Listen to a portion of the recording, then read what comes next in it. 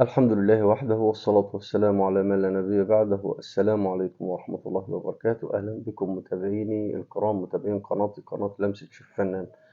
النهاردة هنعمل حاجة كلنا بنحبها، وطبعا مفيش أي بيت يخلى منها، وطبعا دايما لازم تبقى موجودة عندنا على إيه، على سفرتنا.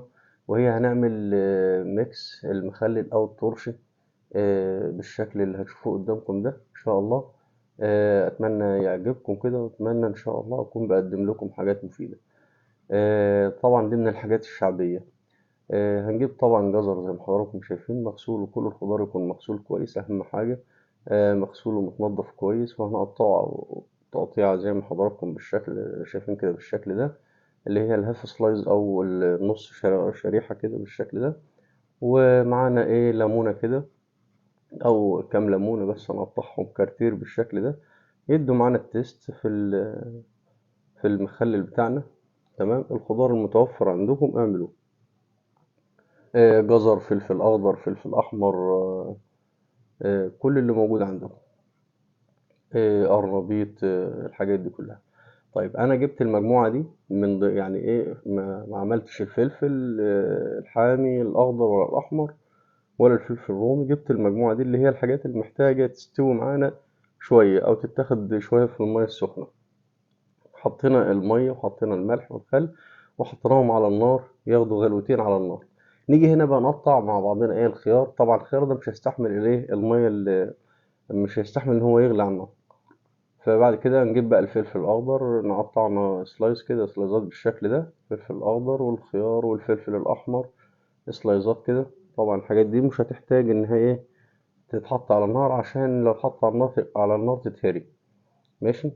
وبنقطع الفلفل الأحمر، فلفل أحمر لو متوفر عندنا فلفل أحمر أو فلفل أخضر أو فلفل أصفر.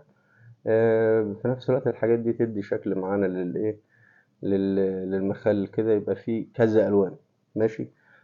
غلت معانا خدت غلوتين الحاجة، هي زي ما حضراتكم شايفين كده، ما تتهريش أهم حاجة. طبعا فيها الملح بتاعها، فيها الخل. ماشي. ونبدأ إيه نمكس البرطمان بتاعنا كده بالشكل ده. نحط جزر، نحط قرنبيط، نحط الليمون، نحط شوية خيار، نحط فلفل. الميكس بتاعنا ده كله بحيث إن كل البرطمان يبقى إيه الميكس كله فيها متمكس، ما تكونش كل نوع لوحده، يعني نمكسها كده مع بعض زي ما حضراتكم شايفين كده بالشكل ده.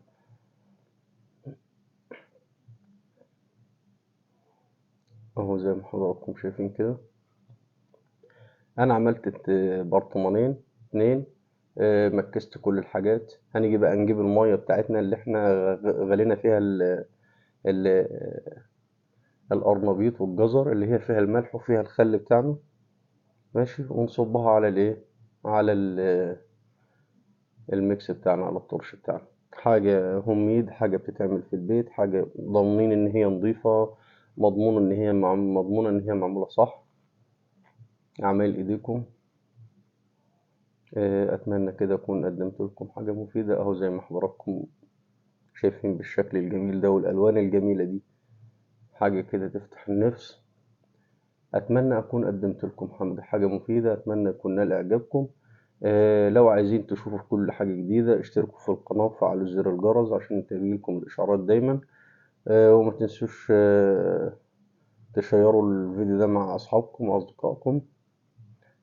وأشكركم شكرا جزيلا، وبالهنا والشفا.